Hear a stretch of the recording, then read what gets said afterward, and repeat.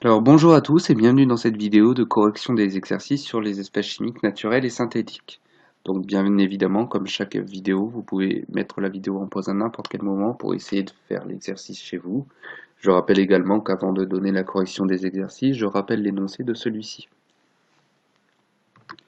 Donc l'exercice 1, l'exercice 1 portait sur le fait qu'une espèce chimique était naturelle ou synthétique. Donc dans la question 1, je vais vous demander de rappeler ce qu'était une espèce chimique naturelle et ce qu'est une espèce chimique synthétique. Et dans la question 2, je vous donne 4 exemples de 4 molécules différentes et je vous demande de me dire si ces molécules sont naturelles ou synthétiques. Donc question 1, qu'est-ce qu'une espèce naturelle, qu'est-ce qu'une espèce synthétique? Donc on rappelle qu'une espèce naturelle est considérée, une espèce chimique pardon, est considérée comme naturelle si elle est présente dans la nature. Et une espèce chimique est considérée comme synthétique si elle est fabriquée par l'homme. Donc voilà les deux définitions qui sont à connaître. Ensuite, cas des 4 molécules donc pour la question 2. Donc l'acide citrique, dans un premier temps, j'explique dans le petit texte qu'il vient du citron, et donc on considère que l'acide citrique est naturel. Ensuite, je vais vous parler de l'acide phosphorique qui est obtenu par action de 2 autres molécules. Donc s'il y a action, ça veut dire qu'il y a intervention de l'homme, et donc l'acide phosphorique est synthétique. Ensuite, je vais vous parler du saccharose qui vient des betteraves sucrières et donc naturel. Et enfin, je vous parle de l'aspartame qui est obtenu encore une fois par action de 2 molécules, et donc s'il est obtenu par action de 2 molécules, il est forcément synthétique. Donc l'exercice 2. L'exercice 2, on s'intéressait au mercure qui est un atome et aussi un liquide qu'on utilisait dans les thermomètres et les batteries. Et dans cet exercice, on souhaite mesurer la masse volumique de ce liquide. Donc 2 questions par rapport à cet exercice. Première question, rédiger le protocole qui permet de mesurer la masse volumique du mercure. Et deuxième question, après application du protocole, on mesure un volume et un volume de 150 ml de mercure et on trouve une masse de 2040 grammes. Et donc question 2, je vous demande de calculer cette masse volumique. Donc question 1, rédiger le protocole expérimental qui permet de mesurer la masse volumique du mercure. Donc je rappelle dans cette vidéo que lorsque vous devez rédiger un protocole expérimental, celui-ci doit comporter 2 parties. Dans cette première partie, on va s'intéresser à la liste du matériel qu'on doit posséder pour mesurer la masse volumique du mercure. Et dans la deuxième étape, on devra marquer justement toutes les étapes de la manipulation qui permet de mesurer la masse volumique du mercure. Donc la liste du matériel, pour mesurer une masse volumique, il faut forcément une fiole jaugée, une balance, une pipette Pasteur pour prélever le mercure, un entonnoir et enfin un bécher qui contient le liquide dont on veut mesurer la masse volumique, ici le mercure. Et enfin les étapes de manipulation. Donc en étape numéro 1, il faut forcément allumer la balance, poser la fiole jaugée sur la balance et appuyer sur le bouton tard de la balance pour la remettre à 0. Étape numéro 2, à l'aide de l'entonnoir et de la pipette Pasteur, verser le mercure dans la fiole jaugée jusqu'au trait de jauge. Et enfin, étape numéro 3, on enlève la pipette Pasteur et l'entonnoir. On lit la masse obtenue sur la balance et on divise la masse du liquide par le volume que l'on a mis dans la fiole jaugée. Quand on divise la masse du liquide par le volume, on obtient donc la masse volumique du mercure. Et donc question 2, après application du protocole, on trouve une masse de 2040 grammes et un volume de 150 ml. Donc calculer la masse volumique du mercure. Donc pour calculer la masse volumique, ou plutôt pour rédiger un calcul de masse volumique, je rappelle qu'il faut d'abord commencer par rappeler la formule. Ici la formule c'est donc ρ égale m sur v. Ρ la masse volumique, m la masse et v le volume. On remplace les valeurs que l'on connaît, donc m on remplace par 2040 et v par 150. Et enfin on fait le calcul à la calculatrice et on trouve un résultat final de 13,6 g par millilitre. C'est donc la masse volumique du mercure. Donc exercice 3. L'exercice 3 se décomposait en deux mini-exercices. Dans le premier exercice, on s'intéressait à la glycérine, qui est un liquide qui a une densité de 1,26. Et on a dans une éprouvette un volume de 425 ml de glycérine. Et donc la première question consistait à calculer la masse de ce volume de glycérine. Et le deuxième mini-exercice, on s'intéresse cette fois-ci à l'éthanol qui a une densité de 0,78. Et on a dans un bécher une masse de 624 grammes d'éthanol, hein. Je rappelle que l'éthanol est aussi un liquide. Et donc, dans la deuxième question, on veut savoir quel volume d'éthanol on a mis dans le bécher pour qu'il pèse 624 grammes. Donc, pour résoudre cet exercice, il fallait se servir des deux formules vues en cours, c'est-à-dire la formule de la masse volumique d'une part, mais aussi la formule de la densité. Mais avant cela, on rappelle les trois données que l'on connaît. On connaît la densité de la glycérine qui vaut donc 1,26. On connaît le volume de glycérine, c'est-à-dire 425 millilitres. Et c'est pas rappelé dans l'exercice, mais vous devez connaître la masse volumique de l'eau qui est de 1 gramme par millilitre. Donc, première chose qu'il fallait faire pour répondre à la première question, c'est calculer la masse volumique de glycérine à partir de sa densité. Donc, je rappelle que la densité d'un liquide, c'est égal à la masse volumique de ce liquide divisé par la masse volumique de l'eau.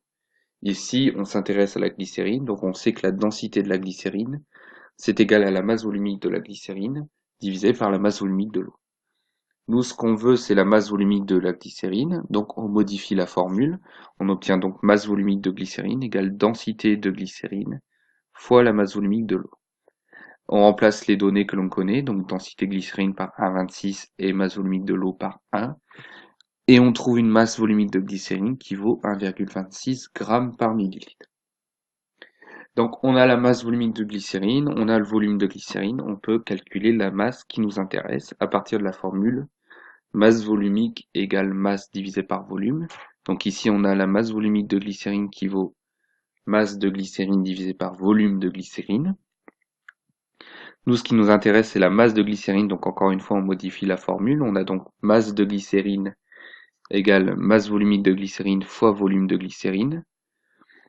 On remplace les valeurs que l'on connaît, donc masse volumique par 1,26 et volume par 425.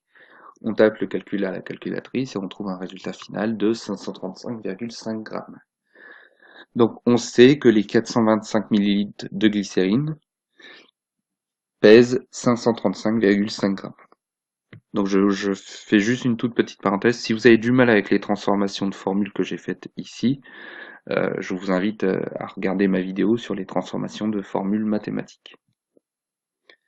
Et donc question 2, exactement la même chose, mais cette fois-ci pour l'éthanol. Donc encore une fois, on met en haut ce que l'on connaît.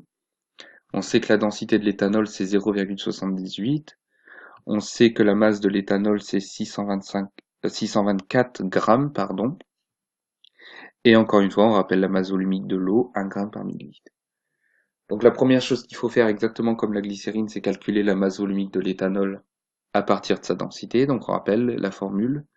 Densité de l'éthanol, c'est la masse volumique de l'éthanol divisée par la masse volumique de l'eau. On modifie la formule, on obtient donc masse volumique de l'éthanol qui est égale à densité de l'éthanol fois masse volumique de l'eau. On remplace par les données que l'on connaît, donc densité de l'éthanol 0,78 et masse volumique de l'eau 1. On tape le calcul et on trouve un résultat final de 0,78 g par millilitre, ce qui est donc la masse volumique de l'éthanol. Ensuite, on veut le volume d'éthanol, donc pour cela, on doit se servir de la formule de la masse volumique. Ici, masse volumique de l'éthanol égale masse de l'éthanol divisé par le volume d'éthanol. Mais ce qui nous intéresse ici, c'est le volume d'éthanol, donc on modifie la formule et on obtient volume d'éthanol égale masse de l'éthanol divisé par masse volumique de l'éthanol. On remplace les valeurs que l'on connaît, donc masse de l'éthanol 624 et masse volumique 0,78. On tape le calcul à la calculatrice et on trouve un résultat final de 800 ml. Donc on sait grâce à ce calcul que 800 ml d'éthanol pèse 624 grammes. Donc l'exercice 4. L'exercice 4, on s'intéressait donc à trois liquides, l'eau, le cyclohexane et l'huile. Donc je vais vous donner plusieurs données par rapport à ces liquides, c'est-à-dire la miscibilité de ces liquides entre eux d'une part, et la masse volumique de ces trois liquides. Et je vais vous demander à partir de ces données de schématiser dans un tube à essai, dans 3 tubes à essai, les mélanges eau plus cyclohexane, eau plus huile et huile plus cyclohexane. Donc la première chose qu'il faut faire pour répondre à cet exercice, c'est de remarquer que les 3 liquides sont non miscibles entre eux, donc forcément, si on les mélange, on obtient donc des mélanges hétérogènes qui ont 2 phases. Donc la première chose qu'il faut faire, c'est représenter dans les 3 tubes à essai 3 mélanges hétérogènes. Ensuite, il faut identifier la nature des phases, c'est-à-dire quel liquide est dans la phase supérieure et quel liquide est dans la phase inférieure. Donc pour cela, je rappelle la propriété qu'on a vue en cours. Si on a un mélange hétérogène, le liquide en dessous, c'est celui qui a la masse volumique la plus grande, et le liquide qui est au-dessus, c'est celui qui a la masse volumique la plus petite. Donc à partir de là, c'est très simple, hein, dans le mélange eau plus cyclohexane, on voit dans le tableau que l'eau a une masse volumique plus grande que le cyclohexane, donc forcément, l'eau est en dessous, et le cyclohexane est au-dessus. Donc dans le mélange eau plus huile, pareil, on voit que l'eau a une masse volumique plus grande que l'huile, donc forcément l'huile est au-dessus et l'eau en dessous. Et enfin dans le mélange huile plus cyclohexane, on remarque que l'huile a une masse volumique plus grande que le cyclohexane, donc forcément l'huile est en dessous et le cyclohexane est au-dessus. Donc l'exercice 5, on s'intéressait à une molécule qui s'appelle l'acide salicylique, qui est présente dans une solution de synthol, qui est une solution utilisée pour les bains de bouche. Et ensuite, dans un tableau, je vous donne 3 liquides, le toluène, l'éther et l'acétone, ainsi que 3 propriétés de ces liquides, la miscibilité avec l'eau, la solubilité avec l'acide salicylique et leur densité. Et donc plusieurs questions par rapport à ça. Rappelez les 2 critères qui permettent de choisir un liquide extracteur. Question 2, en considérant que le médicament est dans une solution aqueuse, quel liquide faut-il choisir pour l'extraction, en justifiant la réponse. Question 3, faire un schéma légendé du mélange avant l'ajout du liquide extracteur. Et question 4, faire un schéma légendé du mélange après l'ajout du liquide extracteur. Donc question 1, quels sont les critères qui permettent de choisir un liquide extracteur? Donc je rappelle qu'il y en a 2. Le liquide extracteur doit non seulement être soluble avec l'espèce chimique que l'on veut extraire, mais il doit aussi être non miscible avec le liquide initial. Et donc à partir de cette question, on peut en déduire que le liquide extracteur dans le cas de l'exercice est forcément l'éther, car l'éther est le seul des 3 liquides qui est soluble avec l'acide salicylique et non miscible avec l'eau. Et donc question 3, faire un schéma légendé du mélange avant l'ajout du liquide extracteur. Donc dans ce cas, on peut représenter le mélange dans un bécher, et on n'a que 2 molécules qui sont présentes, des molécules d'eau que l'on peut représenter par des billes de couleur bleue, et des molécules d'acide salicylique que l'on peut représenter par des billes de couleur rouge. Et question 4, faire le même schéma mais après l'ajout du liquide extracteur. Donc dans ce cas, on a donc un mélange hétérogène, donc avec 2 phases. D'après le tableau, l'éther a une densité plus petite que l'eau, donc forcément l'éther est dans la phase supérieure et l'eau dans la phase inférieure. Et l'acide salicylique est soluble avec l'éther, donc forcément il est dans la phase qui contient l'éther, c'est-à-dire la phase supérieure. Et enfin l'exercice 6, donc dans l'exercice 6 on s'intéressait à l'hydrodistillation de l'eucalyptus. Donc dans l'énoncé j'explique que l'eucalyptus est un arbre dont les feuilles contiennent une huile essentielle qui nous intéresse, qui s'appelle l'eucalyptol. Et donc on s'intéresse à l'extraction de cette molécule qu'on appelle l'eucalyptol. Et je vous donne aussi un tableau constitué de 3 liquides, le toluène, le cyclohexane et l'éthanol, ainsi que 3 propriétés de ces 3 liquides, la miscibilité avec l'eau, la solubilité avec l'eucalyptol et leur densité. Et donc dans la question 1, vous deviez faire un schéma légendé d'une hydrodistillation de l'eucalyptol, puis expliquer le principe d'une hydrodistillation. Question 2, en considérant que cette molécule est dans une solution aqueuse à la fin de l'hydrodistillation, quel liquide présent dans le tableau doit-on choisir pour extraire l'eucalyptol? Justifier la réponse. Et enfin, question 3, faire un schéma légendé du mélange avant l'ajout du liquide extracteur. Et question 4, faire un schéma légendé du mélange après l'ajout du liquide extracteur. Donc, question 1, faire un schéma légendé de l'hydrodistillation. Donc, un montage d'hydrodistillation doit ressembler à ceci. Et concernant la légende, elle est arbitraire, elle dépend vraiment de l'enseignant. Moi, je vais vous mettre ce que j'attends de mes élèves, ce que les élèves doivent mettre dans la légende. Après, je vais vous indiquer ce que vous pouvez rajouter, mais étant optionnel pour moi.